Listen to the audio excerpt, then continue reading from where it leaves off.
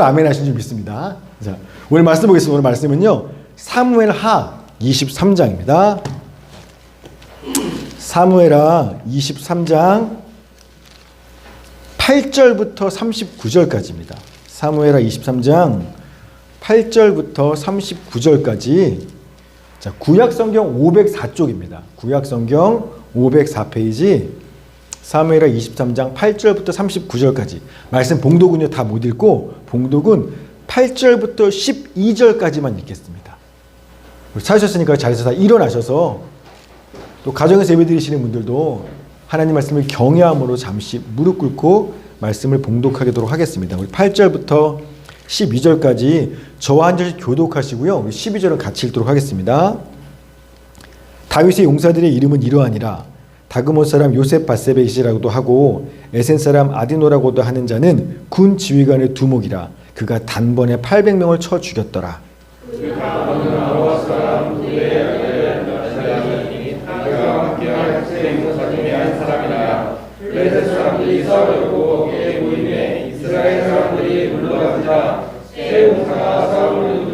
그가 나가서 손이 피곤하여 그의 손이 칼에 붓기까지 블레셋 사람을 치니라.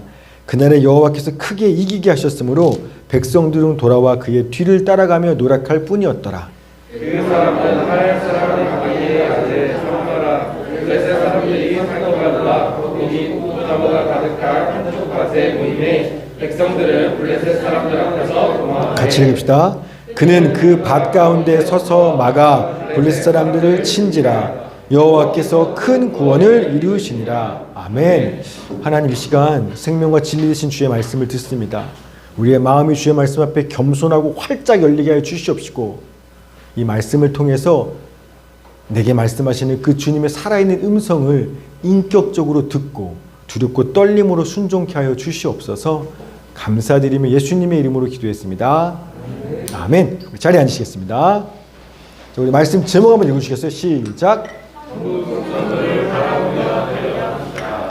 자, 우리가 지금까지 쭉 이 드라마 같은 다윗의 인생을 보았습니다. 특별히 이제 지난주까지는 인생에 내려가던 내리막길에 있는 다윗의 그 비참한 말년을 보았죠. 자, 사무엘을 오늘 읽은 23장은요 그런 다윗의 마지막 말인 거예요. 자, 23장 1절입니다. 자, 시작.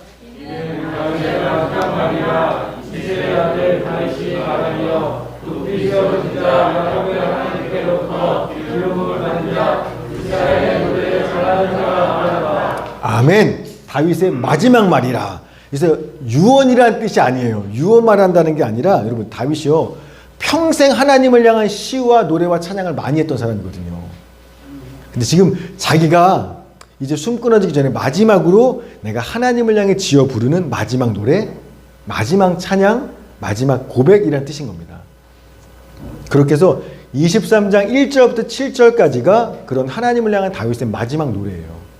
자, 그리고 이어서 8절부터 마지막 39절까지가 뭐냐면 37명의 다윗의 용사들의 명단이 쭉 이어서 나오는 겁니다. 학자들 간에 이 본문에 대한 논의가 많아요. 이 다윗의 용사들에 대한 이 명단이 언제 쓰여졌을까라고 논란인데, 어떤 학자들은 다윗의 초창기 때 쓰여졌을 것이다. 왜냐하면 그 명단 안에 아브넬의 창에 찔려 죽인 아사엘, 또 다윗이 죽인 우리야, 이런 죽은 사람들의 명단이 있는 거 보니까 그 사람들이 아직 살아있을 때, 다윗의 초창기 때, 그때 이 37명의 명단을 기록했을 것이다 라고 보는 학자들도 있고요. 또 어떤 사람들은요, 아니다, 다윗이 인생 가장 마지막 말년에, 오늘 이 순서 그대로 다윗의 마지막 노래를 부르고 그 후에 마지막에 자기 인생을 확 되돌아보면서 자기 삶을 회고하면서, 아 그래, 내 곁에서 한평생 산전수전 다 겪으면서 나와 함께 해준 내가 아끼고 사랑하는 그 용사들, 그 용사들의 기억을 떠올리면서 한 사람 한 사람 마지막 그들의 이름을 기록했을 것이다 라고 이렇게 학자들마다 의견 나눠진데요, 저는요 개인적으로 후자예요. 통치 초기가 아니라 마지막에 쓰인 게 맞다라고 저는 보는 쪽입니다. 역대상 11장 10절에 같은 본문이거든요. 봅시다. 시작. 이 사람들이 온 이스라엘과 더불어 다윗을 한번과 나라를 얻게 하고 그를 세워 왕으로 삼았으니 이는 여호와께서 이스라엘에 대하여 이르신 말씀대로 함께하더라. 아멘. 다윗의 용사들이 다윗을 도와서 왕으로 세우고 함께 그 나라를 이룩해 나갔다고 고백하는 거죠. 그러니까 다윗은요, 내가 하나님 나라 이스라엘의 왕으로 세움받고 이 마지막까지 왕으로서 이 나라를 잘 통치할 수 있던 이유는 내가 잘나서가 아니라 하나님께서 내 곁에 보내준 특별히 37명의 그 용사들이 자신의 온 힘을 다해서 나를 도와주었기 때문에 라고 알았다라는 거예요. 그래서 하나님께 마지막에 감사의 찬양을 할 뿐만 아니라 그 노래를 끝난 후에 나를 도와줬던 그 37명의 사람들은 한 사람 한 사람 그 이름을 떠올리면서 그 명단을 감사함을 기록했을 거예요. 마치 뭐와 같냐면 영화가 어때요? 영화 다 보고 나면 맨 마지막에 크레딧 올라가죠. 이 영화가 완성되기까지 도와준 수많은 사람들의 이름들이 쫙 올라가잖아요. 지금 그런 장면이라는 겁니다. 아마 저도요, 제가 이제는 아직은 목회 시작하는 입장이지만 나이 70에 되어서 목회 은퇴하는 날이 되면 그때 당연히 제가 앞에서 뭐라고 얘기할까요? 가장 먼저 하나님께 지난 세월 70년 동안 나를 인도해 하나님께 감사 고백하겠죠. 그 후에 뭐 할까요? 착한 전교회 담임 목사로서 이 주의 몸된 교회를 세워가는 일에 지난 수십 년 동안 저를 도와서 함께 힘을 다해준 여러분 한 사람 한 사람들을 기억하고 여러분들의 이름을 불러가고 여러분이 언제 어떤 일을 해주셨는지 자 그것들을 기억하고 추억하면서 은퇴하지 않겠습니까? 지금 다윗이 딱 그렇게 하고 있는 거예요. 자, 그런데요, 신기하고 재밌는 건 뭐냐면 다윗이 자기와 함께 했던 37명의 용사들의 명단을 쭉 이야기하는데 특이한 점은요, 세 그룹으로 나눠서 얘기한다는 겁니다. 1번부터 30번을 얘기하는 게 아니라 세 그룹으로 나눠져 있어요. 첫 번째 그룹의 3명의 용사, 두 번째 그룹의 3명의 용사, 세 번째 그룹의 31명의 용사. 자, 그래서 토탈 37명인 거예요. 왜 용사들 37명의 그룹을 나눴지? 이게 결론부터 얘기하면 그래요. 37명 모두 하나님의 나라 이스라엘과 다윗을 도와서 힘을 다하고 충성을 다해서 싸운 용사들 맞아요. 자, 그런데 그들의 나라의 수고와 헌신은요, 정도에 있어서 조금 차이가 나눠져요. 이해되시죠? 다 고생했지만 더 많이 고생한 사람, 좀 덜 고생한 사람, 이게 수고한 헌신의 정도가 차이가 나눠진다는 겁니다.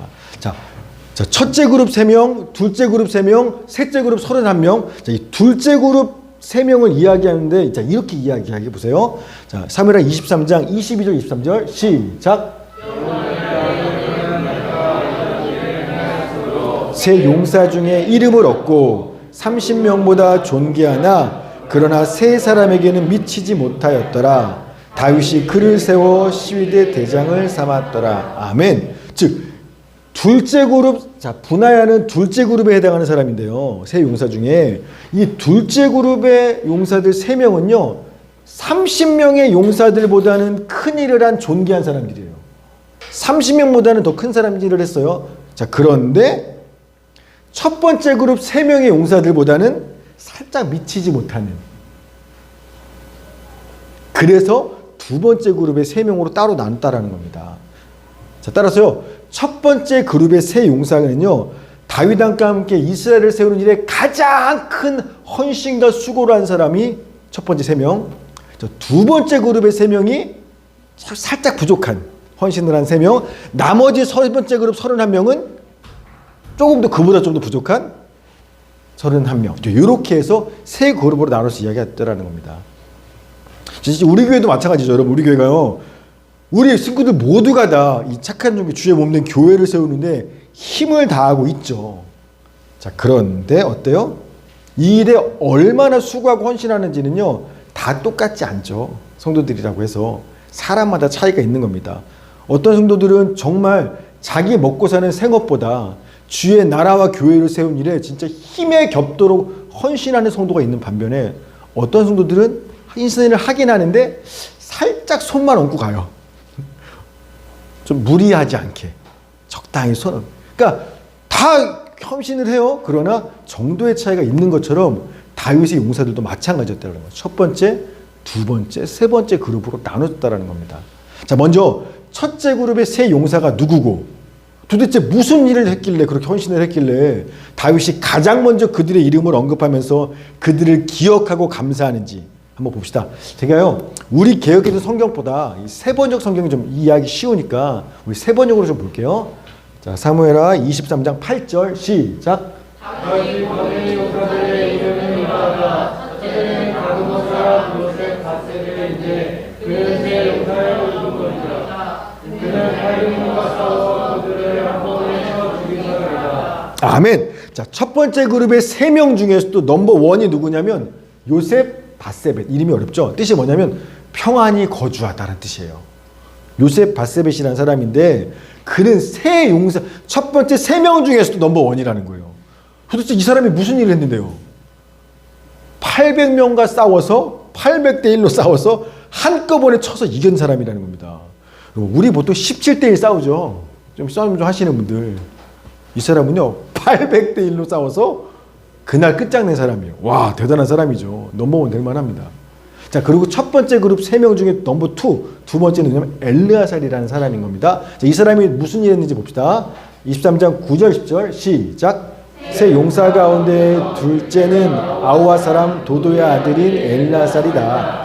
그가 다윗과 함께 블레셋에게 대항해서 전쟁을 할 때에 이스라엘 군인이 후퇴한 일이 있었다. 그때 엘르아살이 혼자 블레셋 군과 맞붙어서 블레셋 군인들을 쳐 죽였다. 나중에는 손이 굳어져서 칼자루를 건성으로 잡고 있을 뿐이었다. 주님께서 그날 엘르아살에게 큰 승리를 안겨주셨으므로 이스라엘 군인이 다시 돌아와서 엘르아살의 뒤를 따라가면서 약탈하였다. 아멘. 자, 이스라엘과 블레셋이 전쟁을 하는데요. 전세가 완전 불리해요.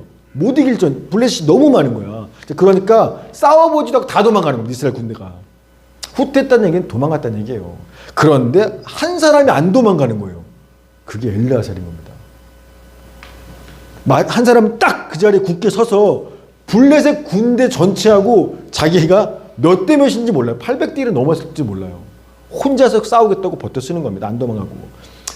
막 칼을 있는 대로 휘두르면서 오는 대로 다 치는 거예요. 그러니까 막 피해 온 거 없겠죠. 막. 그런데 한 명, 두 명 쓰러지는 거예요. 엘르아살 안 죽고. 언제까지 쓰냐면 너무 싸우다 보니까 이 손에 이제 힘이 빠지고 마비가 되어서 칼을 이렇게 집을 수 있는 거야. 근데 겨우 그냥 붙들고 있는. 그때까지 죽을 힘을 다해서 싸우는 겁니다. 혼자서.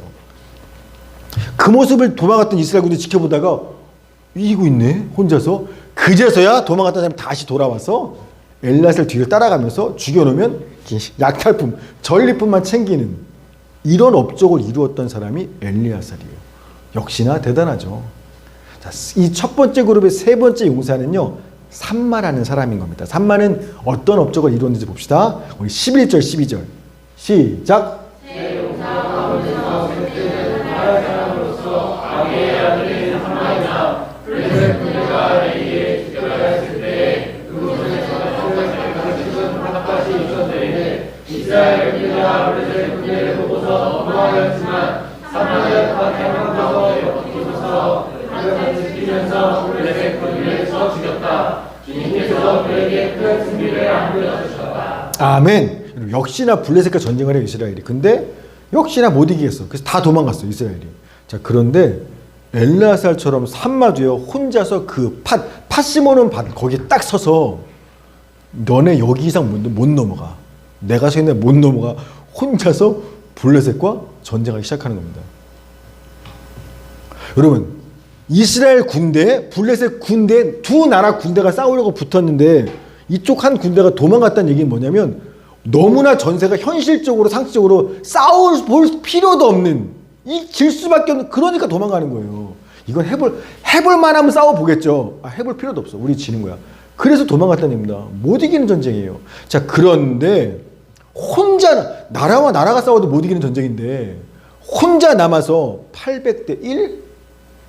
한 나라의 군대와 나 혼자 이 싸움을 싸우겠다고 요셉 바세벳, 엘르아살, 삼마 이 세 사람은요 그랬던 사람이라는 겁니다. 여러분, 이런 세 용사의 모습 어디서 좀 봤던 모습 비슷하지 않아요? 누구 모습하고? 자, 누구랑 비슷해요? 정답, 다윗과 비슷하죠. 그리고 다윗이 골리앗 앞에 나설 때가 딱 이 상태였어요. 이스라엘 군대 아무도 앞에 안 나가는 겁니다. 왜? 골리앗이 너무 거인이니까 우리가 이길 수 없어. 그러니까 며칠이 지나도 골리앗이 싸우자고 하는데 아무도 안 나서는 거예요. 근데 군인도 아니에요. 나이도 어려요. 하는 거라고는 양치든 목동이든 다윗이 그걸 모습을 보고 그 이길 수 없는 거인 골리앗 앞에 나아가죠. 아니, 다윗이 어떻게 그럴 수 있었죠? 하나님을 믿는 믿음 때문에. 자, 사무엘상 17장 45, 47절. 자, 다윗이 뭘 믿었는지 보십시오. 자, 시작. 다윗이 블레셋 사람에게 이르되 그는 칼과 창과 가차로 너희에게 나아오나 나는 만군의 여호와의 이름으로 너희를 돕하는 이스라엘 군대의 하나님의 이름으로 너희에게 나아간다. 또 여호와의 구원하심이 칼과 창에 있지 아니하며 이 무리에게 알게 하리라. 너희는 여호와께 속한 것이기에 그가 너희를 주님의 믿으시니라. 아멘. 다윗은요, 자기의 물맷돌 실력을 믿고 내가 아무리 약해도 돌멩이 하나 기가 막히게 이길 수 있어. 자기 싸움 실력을 믿고 나간 게 아니에요. 확신하고서. 전쟁은 하나님께 속한 것이야. 따라서 전쟁에서 이기고 지는 건 칼과 창에 달까 또는 군사력에 달려있는 게 아니라 하나님께 달려있는 거야. 그러니 나는 만군의 여호와 하나님의 이름을 들고 나아간다라고 나가는 겁니다. 여러분, 이거와 똑같은 모습이 지금 첫째 그룹의 세 용사들인 거예요. 이 다윗과 똑같은 거예요. 즉, 이 사람은요, 다른 이스라엘 군사들보다 특별히 싸움을 잘했기 때문에 넘버3가 된 게 아니에요. 여러분, 아무리 싸움 잘해도요, 800대 1하고 이길 수 있어요? 17대 1은 혹시나 싸움 잘하면 몰라도 800대 1은 못 이겨. 한 나라 군대 대 나 혼자. 뭐 러시아 군대 대 나 혼자. 이건요, 말이 안 돼. 아무리 싸움 잘해도요, 똑똑해도 못 이기는 싸움이에요. 이 세 명의 용사들은요, 다윗과 똑같이 싸움 잘하는 실력이 있었던 게 아니라 똑같은 믿음을 가졌던 사람인 겁니다. 전쟁은 하나님께 속한 거야.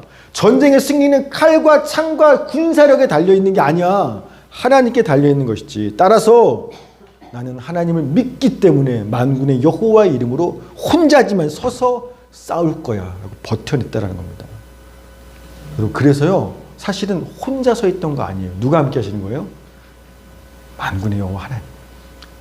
혼자가 아니라 하나님과 함께 써서 그 자리에서 블레셋과 싸웠다라는 겁니다.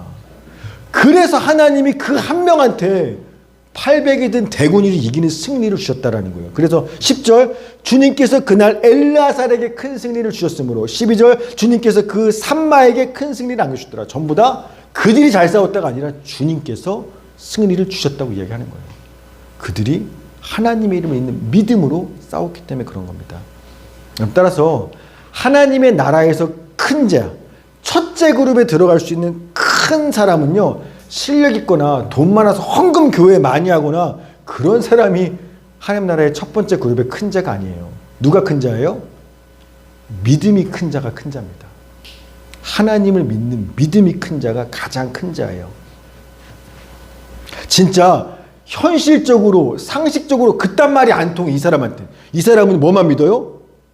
전능하고 신 하나님만 온전히 믿는 믿음으로 그 믿음에 내 목숨과 인생을 거는 사람. 남들이 야 그러면 죽어, 너 끝났어, 그러면 못 이겨. 야 상식적으로 현실적으로 생각해봐, 이게 되겠어? 근데 전쟁은 하나님께 달린 거야. 그러면 나는 내 목숨, 내 인생 그분께 걸 거야. 이 큰 믿음 갖고 자기 인생을 내던진 사람, 여러분, 그 사람에게는요, 상대가 800명이든 한 나라의 대군이든 그 불가능한 싸움에서도 하나님의 능력으로 기적같이 승리하면서 이길 수 있는 거예요. 그래서 하나님의 나라 이스라엘을 세워가는 일에 가장 큰 업적을 이룬 사람들은 누구다? 사실은 싸움 제일 잘하는 사람이 아니라 가장 하나님을 크게 믿는 사람, 믿음이 큰 자가 하나님 나라에서는 큰 용사인 겁니다. 아멘. 자, 그럼 다윗의 용사들 중에 이번엔 두 번째 그룹 3명, 이 둘째 그룹 3명은 누구냐 봅시다. 자, 23장 13절이요. 시작. 싸움을 시작할 때에 그가 누가의 병원에 지냈으니 30일 불가분의 소속인 이세 용사가 아둘람 동으로 다윗을 찾으러 갔다. 아멘. 자, 블레셋 군대는 르바임 골짜기 있고, 자, 다윗은 아둘람 골짜기 있는데 그 다윗을 찾아간 세 용사. 이 세 용사는요, 앞에 얘기한 첫 번째 그룹의 세 용사와 다른 두 번째 그룹의 세 용사입니다. 그럼 이 세 용사는 둘째 그룹 용사들 무슨 일 했는지 봅시다. 자, 23장 14절 17절. 자, 제가 읽기 한번 들어보십시오. 이야기니까 재밌어요. 자, 그때 다윗은 산성 요새에 있었고 블레셋 군대의 진은 베들레헴에 있었다. 다윗이 간절하게 소원을 말하였다. 누가 베들레헴 성문 곁에 있는 우물에 가서 나에게 기르다 주어 내가 마실 수 있도록 해주겠느냐. 그러자 그 세 용사가 블레셋 진을 뚫고 나가 베들레헴의 성문 곁에 있는 우물물을 길어 가지고 와서 다윗에게 바쳤다. 그러나 다윗은 그 물을 마시지 않고 기르온 물을 주님께 부어드리고 나서 이렇게 말씀드렸다. 주님, 이 물을 제가 어찌 감히 마시겠습니까? 이것은 목숨을 걸고 다녀온 세 용사의 피가 아닙니까? 그러면서 그는 그 물을 마시지 않았다. 이 세 용사가 바로 이런 일을 하였다. 다윗이 아둘람 골짜기 있어요. 아둘람 굴에 있어요. 그 다음에 베들레헴은요, 아둘람 굴에서부터 동쪽으로 한 20km 떨어진 게 베들레헴이에요. 그 사이에 르바임 골짜기, 르바임 평지가 있는 겁니다. 여기 누가 있냐면 블레셋이 진치고 있어요. 따라서 다윗이 고향이 어디예요? 다윗의 고향? 베들레헴이죠. 그러니까 자기가 어렸을 때 먹었던 그 베들레헴 우리 동네 뭐 시원한 우물물이 생각나는 거예요. 그 물 한번 먹으면 소원 없겠다. 그 이야기를 듣고, 근데 그 우물물을 먹으려면 중간 르바임 골짜기 블레셋 지정을 통과해야 갔다 올 수 있는 거예요.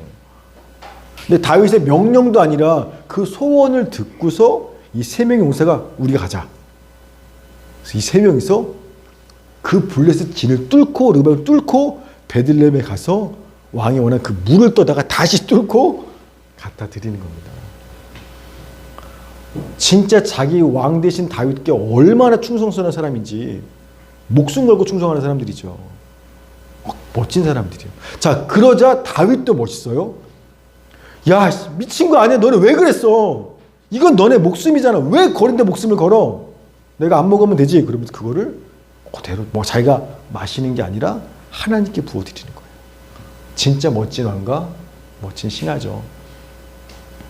여러분, 다윗은요, 내가 잘나서 이스라엘의 왕이 되고 이만큼 이 왕국을 이뤄냈어가 아니라 이처럼 자기 목숨까지 버려가면서 나를 위해 충성해준 신하들이 있었기 때문에 내가 이 자리에 설 수 있었다는 것을 너무나 분명히 잘 알았던 사람인 겁니다.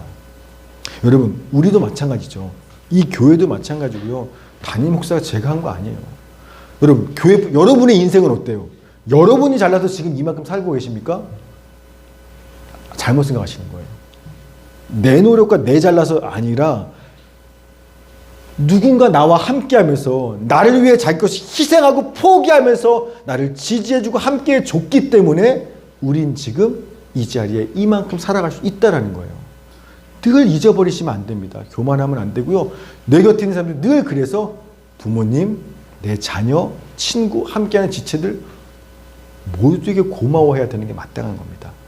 자, 이런 일을 했던 사람이 둘째 그룹의 세 용사인데 이 세 명이 누군지 구체적으로 한 사람씩 나와요. 자, 23장 18절 19절 시작.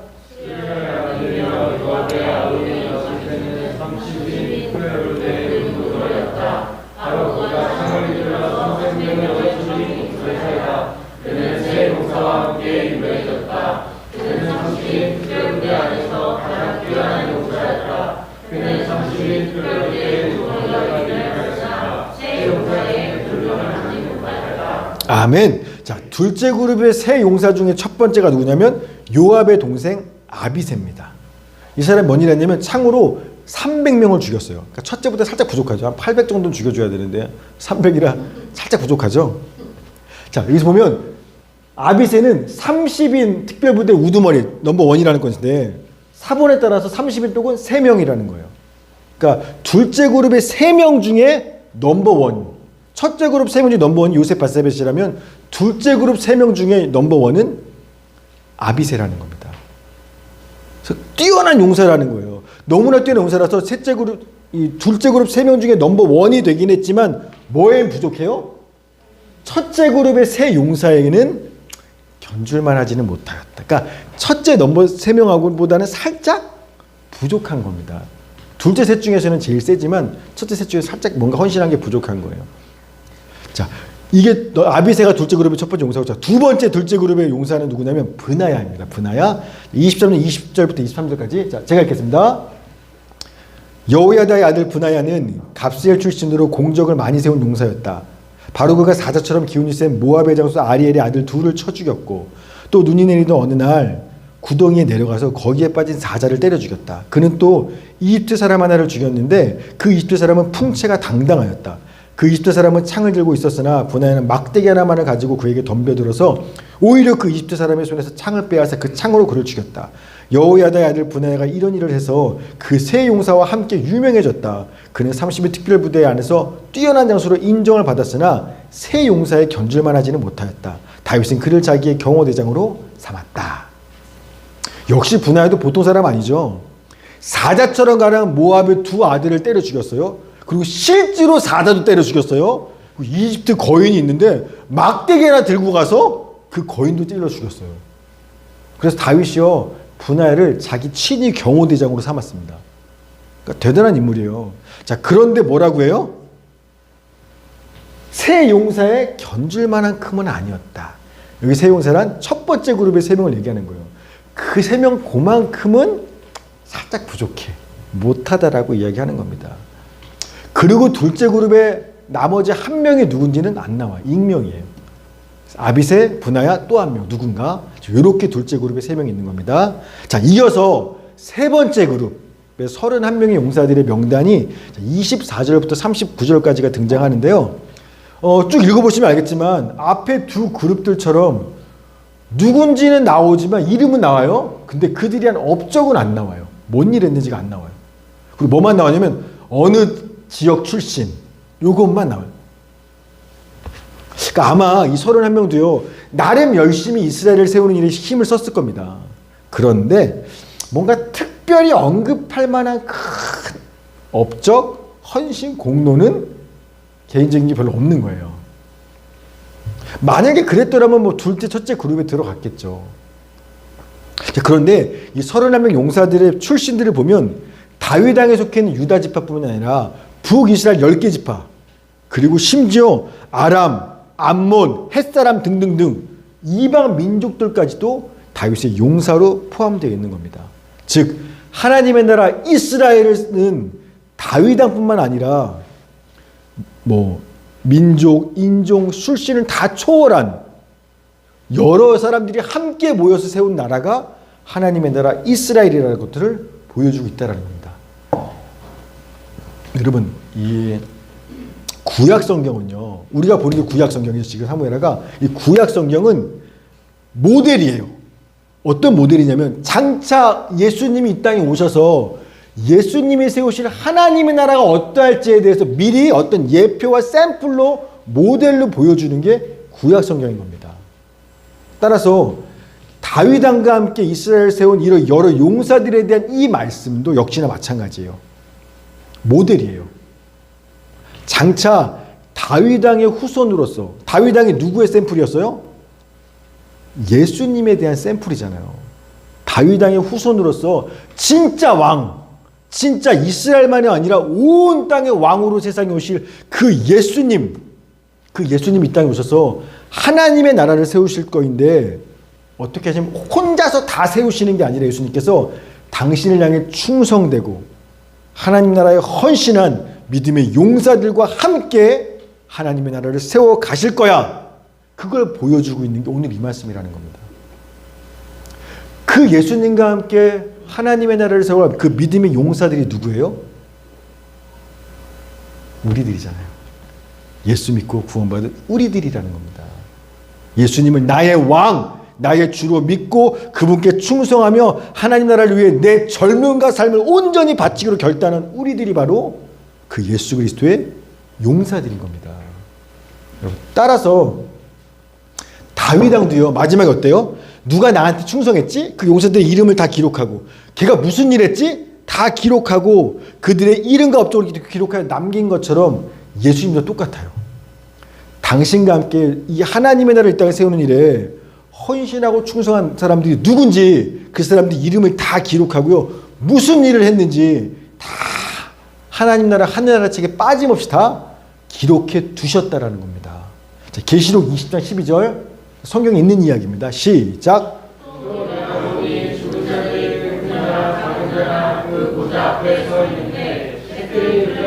또 다른 책이 펴졌으니 또 생명책이라 죽은 자들이 자기에게 따라 책에 기록해 두고 심판을 받으니. 아멘. 하나님의 보좌 앞에 책이 나와 있는데 그 책에 다 그들이 행한 일이 뭔지 쫙 기록했다는 겁니다.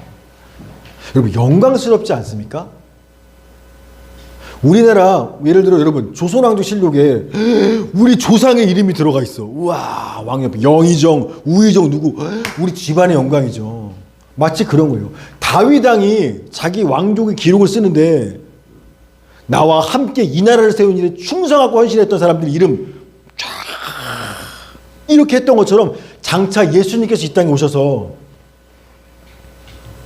나에게 충성하며 이 땅에 하나님의 나라를 위해 헌신한 우리들의 이름을 기록하시고 한 사람 한 사람 내 이름을 부르시고 우리가 주를 위해 어떤 헌신을 했는지 다 기억하고 불러주신다는 거. 이거 얼마나 영광스럽겠어요. 얼마 전에 저희 큰딸 예나가 특공무술 대회 나갔어요. 첫 대회를 나갔는데 금메달 땄대요. 금메달에서 땄어요. 그래서 4등 했다고 하더라고요. 4등까지 금메달인데 4등까지 했어. 딱 4등해서 금메달 받았어요. 그러니까 예나가 다니는 체육관에서 유일하게 금메달을 예나 혼자 받았대요.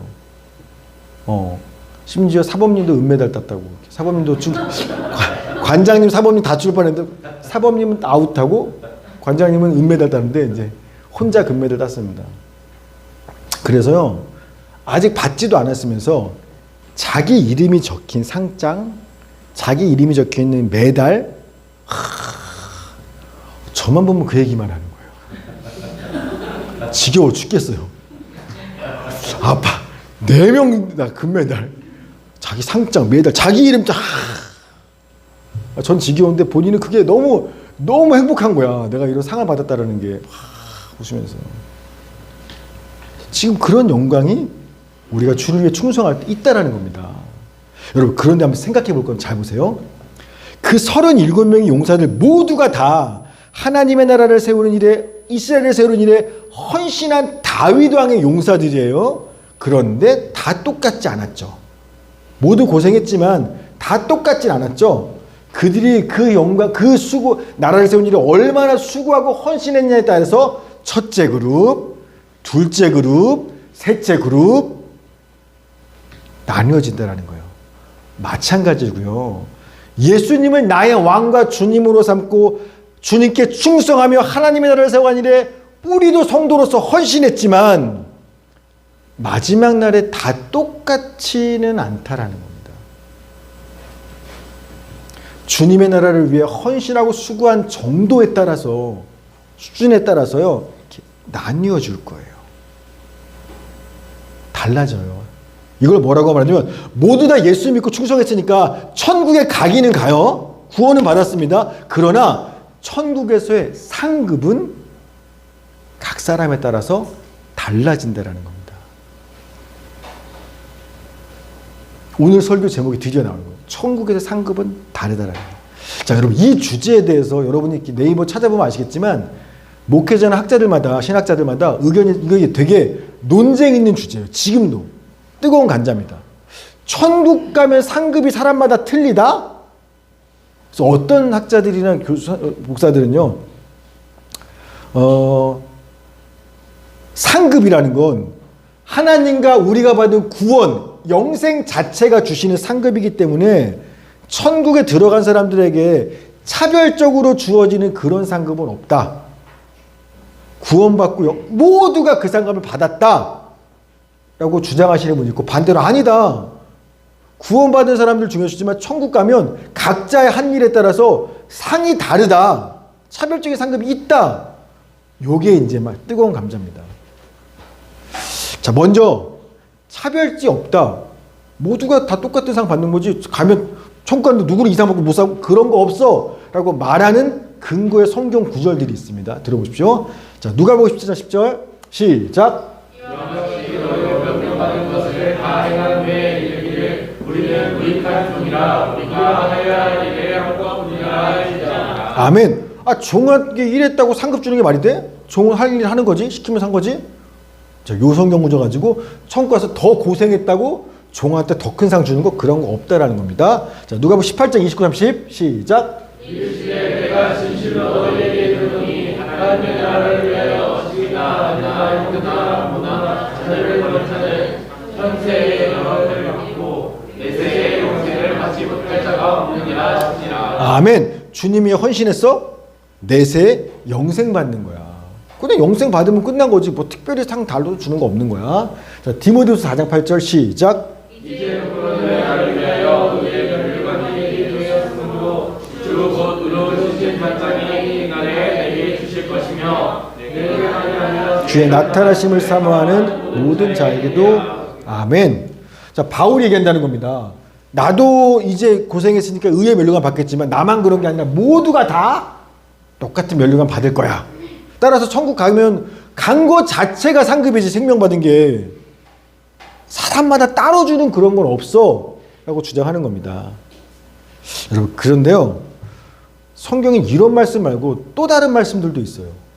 자, 누가복음 19장 15절부터 봅시다. 자, 제가 읽게 한번 들어보시죠. 귀인이 왕위를 받아가지고 돌아와서 은혜를 준 종들이 각각 어떻게 장사했는지를 알고자 하여 그들을 부르니 첫째가 나와 이르되 주인이여 당신이 한 문화로 10문화를 남겼나이다. 주인이 이르되 잘하였다 착한 종이여. 우리 교회 이름이죠. 내가 지극히 작은 것에 충성하였으니 10골 권세를 차지하라 하고 그 둘째가 와서 이르되 주인이여 당신이 한 문화로 5문화를 만들었나이다. 주인이 그에게 이르되 너도 5골을 차지하라. 그러니까 어때요? 똑같이 주인의 종은 맞아요. 다 한 문화를 받았어요. 그러나 얼마나 열심히 수고하고 헌신에 따라서 받는 상들이 다르죠. 10골 받는 사람이 있고 5골 받는 사람이 있는 겁니다. 또 이런 말씀이 있어요. 자, 고린도서 3장 8절 시작.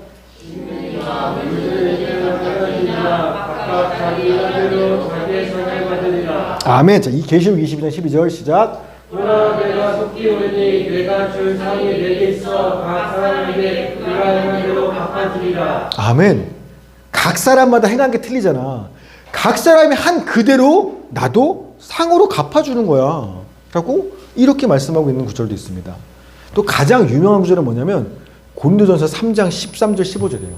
시작. 각 사람의 공적이 나타날 터인데 그날이 공적을 밝히리니 이는 불로 나타내고 그 불이 각 사람의 공적이 어떠한 것을 시험할 것임이라. 만일 누구든지 그 위에 세운 공적이 그대로 있으면 상을 받고 누구든지 그 공적이 불타면 해를 받으리니 그러나 자신은 구원을 받되 불 가운데서 받은 것 같으리라. 아멘. 그래서 공적, 각 사람의 공적이 뭐냐면 엘곤이라 해서 한 일, 내가 행한 수고, 한 일을 얘기하는 겁니다.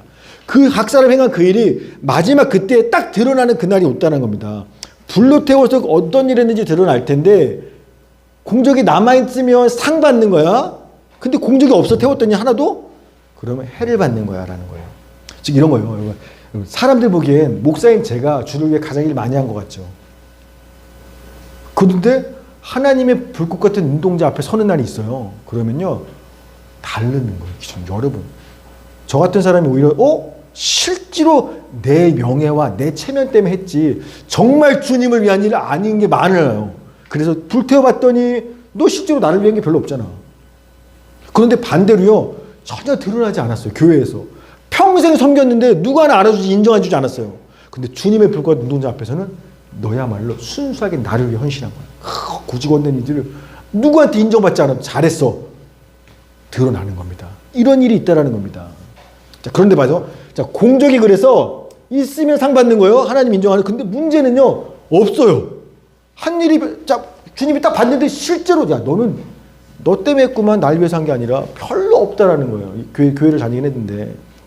그러면 해를 받는다고 하는 건데 이 해를 받는다는 게 뭘까? 이건요 받은 구원을 잃어버린다는 게 아니에요. 천국 못 간다는 얘기가 아닌 겁니다. 뭐냐면 천국에 가긴 가. 구원은 받긴 받았어. 예수 믿으니까. 그러나 천국에서의 상급은 nothing. 없어. 그래서 뭐예요? 구원을 받되 불 가운데서 겨우 구원만 받는 그런 부끄러운 구원을 받을 거야. 구원을 받았는데 상은 하나도 없을 거야. 이 얘기를 하는 겁니다. 여러분 종합해 볼게요. 그러면 자, 우리가 하나님은요, 예수 믿고 예수님의 왕 대신 그분께 충성하고 하나님 나라를 위해 수고한 성도들에게 주시는 상급이 있어요. 첫째, 모든 성도에게 주시는 공통적으로 주는 상급이 뭐예요? 구원과 영생이에요. 예수를 믿으면 우리에게 모두에게 잘했어. 영생과 구원의 상급을 줘. 천국은 갑니다. 그러나 그게 끝이 아니라, 그것뿐만 아니라 다윗이 자기 용사들에게 헌신도에 따라서 첫째, 둘째 그룹 나누었던 것처럼 천국에서 하나님도요, 성도들이 수고하고 헌신하는 정도에 따라서 각 사람에게 주시는 상급이 차별적으로 다르다라는 거예요. 이것도 분명히 있다라고 이야기하는 겁니다. 그래서 사도 바울도 이야기해요. 내가 왜 열심히 사역하는 줄 알아? 구원받기 위해서가 아니야. 상 받기 위해서 나도 열심히 사역하고 있는 거야. 사도 바울도 이야기하는 거예요. 자, 고린도전서 9장 24절 시작. 운동장에서 다른 일하는 자들이 다 다윗이라도 오직 사랑하는 사람은 하나님인 줄 너희가 알지 못하느냐. 너희도 상을 받도록 이와 같이 가르치라. 아멘. 여러분, 믿음의 경주에 선수로서 출전했다. 이거 자체가 뭐냐면 구원받았다는 거예요. 구원받았기 때문에 믿음에 달리기 선수로서 출전할 수 있는 겁니다. 그런데 여러분, 구원받는 것하고 상을 받는 것하고 별개인 거예요. 바울은요, 구원받았기 때문에 내가 사역자로서 시작 달리기 시작했어. 그러나 구원받기 위해서 열심히 달리라고 이야기하는 게 아니라 부끄러운 구원 말고 하나님께서 첫째 그룹에 속한 자처럼 내 이름을 불러주시는 그 상을 받기 위해서 열심히 다른 박질을 해나가야 한다라고 이야기하고 있는 거예요. 똑같죠, 여러분. 태극마크 달고 올림픽에 출전했다? 영광스럽죠. 여러분, 아무나 국가대표 할 수 있는 거 아니죠. 올림픽에 선수로 출전한 것도 가치 있고 잘한 거예요. 영광스러운 거예요. 자, 그런데 출전해서 시상식에 금, 은, 동, 메달을 따서 시상식에 오른 것은 또 다른 문제죠. 이건 또 다른 영광이에요. 귀국할 때 벌써 달라져요. 금메달 따고 귀국하면 벌써 공항에서부터 영광스럽죠. 막 기자들 사진 찍고 인터뷰하고 와. 그런데 출전한 것도 영광스럽지만 아무 받은 상이 없어요. 그냥 귀국합니다. 어때요? 부끄럽죠. 내가 대한민국 대표를 뛰었는데 아무도 그냥 부끄러운 거예요. 여러분, 구원을 받지만 주를 위해 한 일이 아무것도 없어서 겨우 받는 구원은 이와 같이 부끄러운 구원이라는 겁니다. 그래서 사도 바울은 우리한테 나 예수 믿고 구원받으니까 됐어. 부끄러운 구원받는 것에 멈추지 말고 이제는 구원을 위해서가 아니라 주님께서 마지막 그날에 주실 상급을 바라보면서 그걸 위해서 열심히 힘을 다해서 신앙생활하고 다른 박질 해라. 그래서 권면하는 겁니다. 어떤 분은 그러더라고요. 하나님께서 일부러 우리가 적당히 예수 믿는 게 아니라 좀 충성하게 믿을 수 있도록 상을 딱 걸어놓고 있다라고 얘기하는 거예요. 그만큼 주를 위해 충성하라는 겁니다. 자, 그러면요, 여러분, 한 가지 좀 모순이 생겨요. 여러분, 우리가 세상에 살면서도 가난하다고, 못생겼다고, 능력 없다고 다른 사람들과 차별받아서 그런 상대적 박탈감 때문에 상처받고 세상 사는 게 괴로웠는데, 천국 가도 그래? 누구는 금메달 상 받고, 누구는 동메달, 누구는 아예 다 상 못 받고, 천국 가서도 그런 차별이 있어? 그게 무슨 천국이야? 이런 의문과 모순이 생긴다는 겁니다. 여러분, 생각해 봤어요? 이 땅에서 올림픽 경기 나가서 메달 따면 연금 나와요. 상급으로 뭐가 주냐면 돈 줘요. 연금도 주고요. 뭐 좋은 차도 주고 막 하더라고. 집도 주고.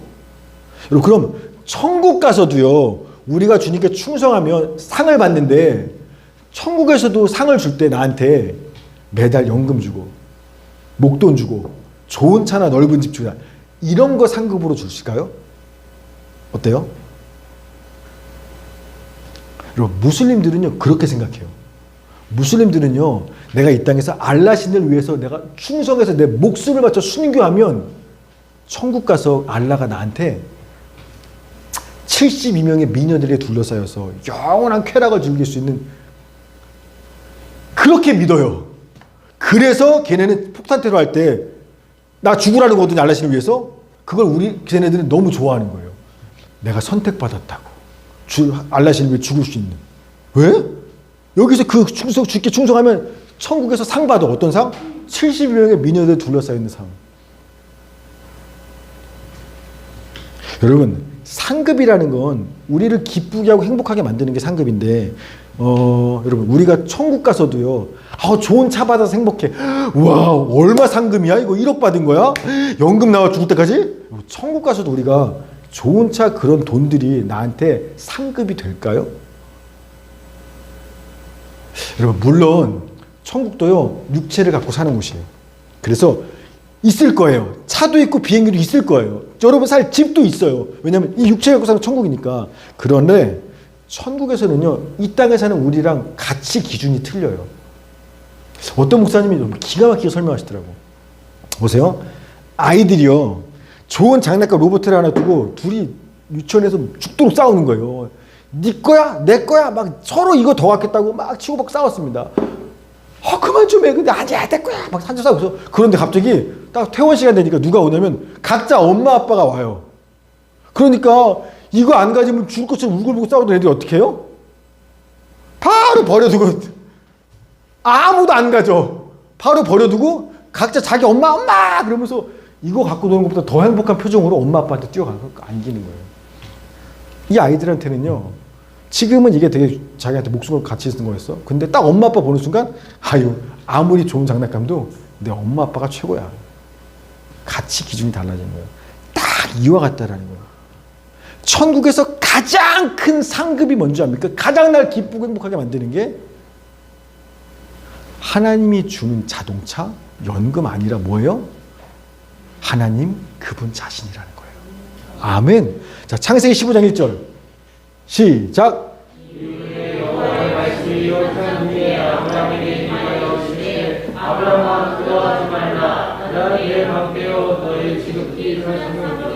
아멘.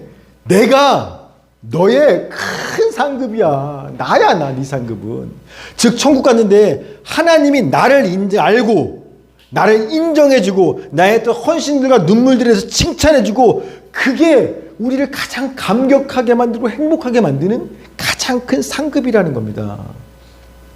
여러분, 다윗이 첫 번째 그룹 세 용사들을 자기 왕의 회고록에 너네 세 명은 나에게 특별한 사람들이야, 그 이름, 행한 일들을 다 기록했어요.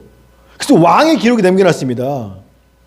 그 첫 번째 세 그룹 용사들이 어땠을까요? 이걸 보면서 왕이 전쟁에 싸울 때마다 하사했겠죠. 이번에 잘했어. 뭐 가죽도 주고 비단도 주고. 그런 거 받은 거랑 차원이 틀려요. 왕이 자기 기록에 내 이름과 나를 기억해줬다고? 진짜 영광스럽게 여기고 진짜 감격하면서 이거야말로 우리 집안의 가보야. 그거 남겼겠죠. 받은 비단 남기는 게 아니라. 마치 천국에서 우리가 받는 상급이라는 건 바로 이런 걸 얘기하는 거예요. 아멘. 하나님이 나를 알고 내가 주를 위해 했던 수고와 눈물의 땀물 하나도 다 잊어버리지 않으시고 기억하시고 인정해 주신다는 겁니다. 자, 그러면 문제예요. 첫째 그룹 사람들이야 좋겠지. 이 셋째 그룹 사람들은요. 첫째 그룹 좋겠다. 하나님이 너 금메달이라고 상 받아주고 모든 사람 앞에서 얘네가 이런 일을 했어. 800명을 죽였어. 근데 우리는 내 이름하고 나 어디 출신인 것만 얘기해 주네. 저 안산에 살다 왔어. 안산 착한 종교 성도였어. 그것만 얘기해. 내가 주를 위한 일을 하나도 얘기하지 않아.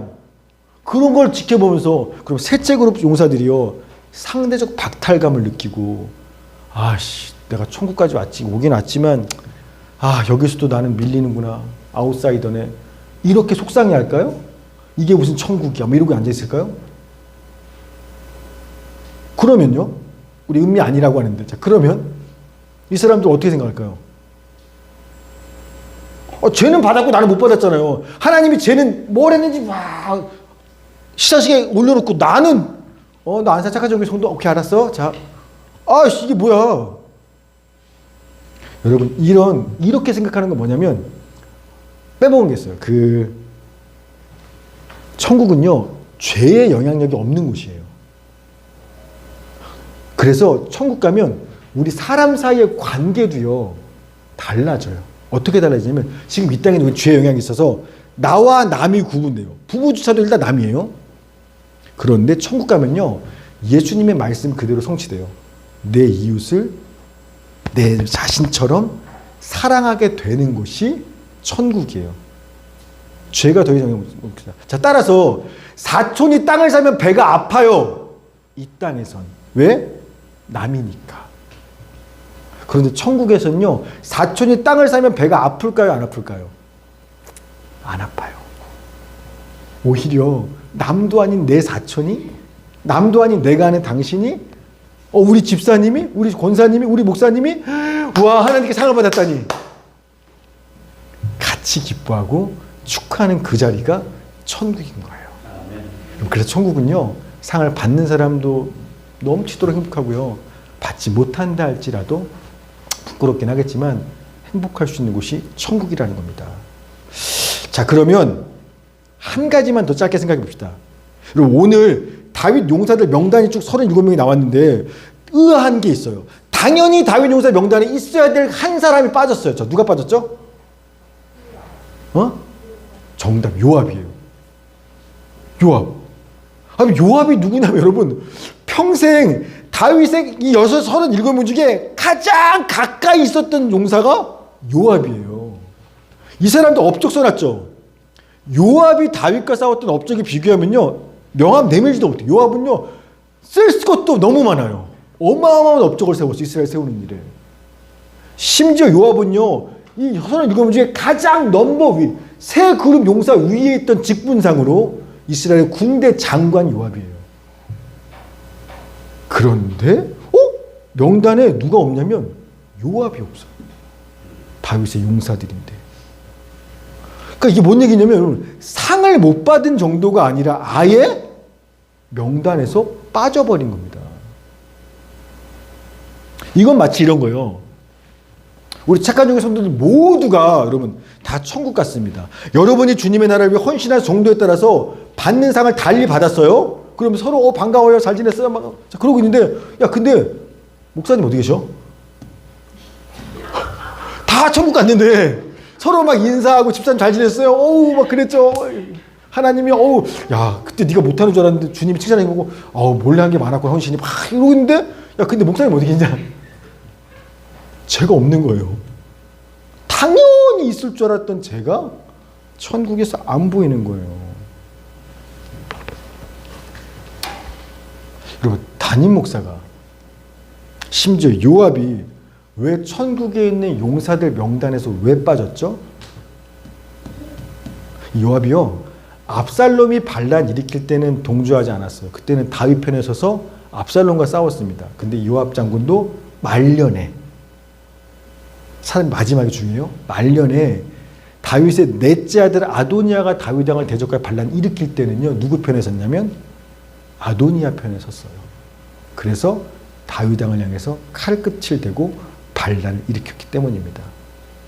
요압은 한평생 다윗 곁에서 함께 싸우고 이스라엘을 위해서 자기 인생을 헌신한 사람인 겁니다. 그런데 마지막에 가서 자기 탐욕과 욕심을 따라서 다윗 왕을 배신하고 돌아섰기 때문에 다윗 왕의 용사들의 명단에 요압은 빠질 수밖에 없었다라는 거예요. 안타까운 사람이죠. 안 믿는 사람도 아니었고 평생 다윗 왕을 위해서 고생했으면서 마지막에 돌아서서 결국에 명단에서 빠져버리는. 여러분 우리도 마찬가지예요. 지금 우리가 예수를 믿고 주님 몸된 교회와 나라를 세우는 일에 헌신하며 충성하지만 하나님의 나라와 이 믿음을 향한 믿음을 끝까지 지키지 못하고 어떤 이유든지 간에 여러분이 주를 향한 그 믿음을 저버리고 포기하게 되면 바빠서 힘들어서 주님이 내 마음대로 안 움직여서 이래저래한 이유들 때문에 그 믿음을 포기하게 되면요 그럼 나중에 생명책에서 아무리 내 이름을 찾아봐도 나 분명 예수 한때 믿었었는데 내 이름을 찾아볼 수가 없을 거라는 겁니다. 설사 평생 주의 몸된 교회를 위해 헌신한 담임 목사일지라도 제가 은퇴한 후에라도 혹 주님이 아니라 다른 우상을 섬기며 돌아서게 되면 제 이름을 명단에서 아예 빠지게 될, 천국에서 만날 수 없게 된다는 겁니다. 사랑하는 착한 식구들, 오늘 이 말씀 꼭 기억하시면서 나 예수 믿고 구원받았어. 다행이야. 끝! 여러분, 구원받은 거에 끝하면 진짜 부끄러운 구원 받는 거예요. 주님이 왔을 때 그래 착한 종교에 누구 알았어 성도. 그럼 부끄러움 받는 구원이 아니라 주님 앞에 섰을 때 나 너 알아. 거기 있지 마. 일로 올라와. 시상대 위로 올라와. 금메달, 은메달 일로 올라와. 그러면서 내 이름을 모두 앞에서 불러주시면서 네가 나를 위해서 그때 그랬었잖아. 네 목숨을 걸고 혼자 거기 버텼었잖아. 너 진짜 나를 믿었잖아. 그렇게 주님 앞에서 잘했다 칭찬받는 상을 받는 우리 착한 주께 모두가 되기를 주의 이름으로 축원합니다. 아멘. 우리 같이 한번 기도합시다. 여러분 말씀 기억하시면서 주님이 우리에게 도전하시는 겁니다. 구원은 공짜로 받았지. 네가 하나님 나라의 대표 선수로서 하늘나라 마크 달고 경기에 뛰게 되는 거 믿으면 시작한 거 이건 네가 한 거 아니잖아. 내가 너를 은혜로 구원해 준 거지. 그러나 이제부터 어떤 상을 받을지 금메달일지 은메달일지 동메달일지 그건 나에게 달리는 게 아니라 너희에게 달려있는 거야. 너희가 얼마나 자신의 주의 나라를 위해 헌신하고 충성하며 믿음의 영주를 힘을 다해 다하느냐에 따라서 내가 그날에 반드시 갚아줄 거라고 약속하시는 겁니다. 우리 오늘 말씀 기억하시면서 하나님 내가 구원받은 것에 멈추지 않고 부끄러운 구원에 멈추지 않고 주님 다시 입고 오실 그날에 저 금메달이 시상대에 올라갈 수 있도록 힘을 다하여 달려가겠습니다. 결단하며 우리 기도하며 주 앞에 나가는 시간 갖도록 하겠습니다. 같이 기도합시다.